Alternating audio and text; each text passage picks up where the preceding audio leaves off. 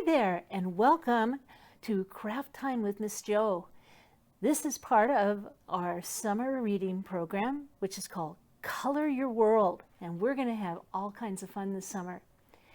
I'm so glad you're joining me today. Today, I'm going to show you how to make some colorful sun catchers out of some very easy ingredients. One, I have a bag of these rainbow pony beads, and I picked this up at a craft store for a couple of dollars.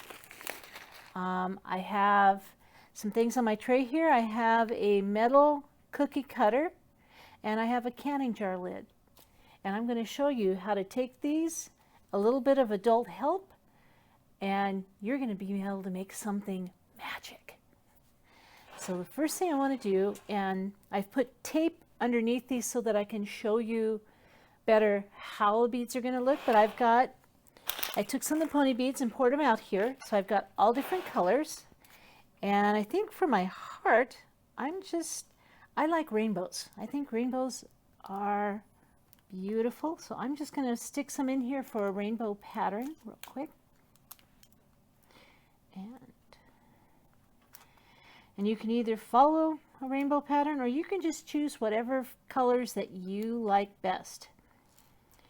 And one of the things you want to do is you want to make sure that you get lots of beads in there as close together as you possibly can.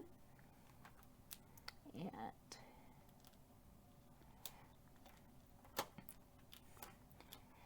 so I'm going to just poke a few more in there. And there really is no wrong way to do this. Your imagination is the limit, which means, in other words, it's limitless. However you want to make your sun catcher, and you can use these as that. You could create some really fun gifts for someone. Or if you like, how about Christmas in June or July, and you can start making Christmas ornaments out of them. So when December comes, you'll have all these beautiful colored ornaments to remind you of bright summer days. So I think I've got just enough in here so I can show you.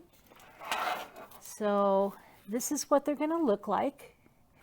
And you see, I haven't finished them, but you just keep sticking your beads until you fill up this whole surface here, like that. And then what you're going to do, and I'll make sure that these directions are online for you, you want an adult to help you set your oven at 450 degrees.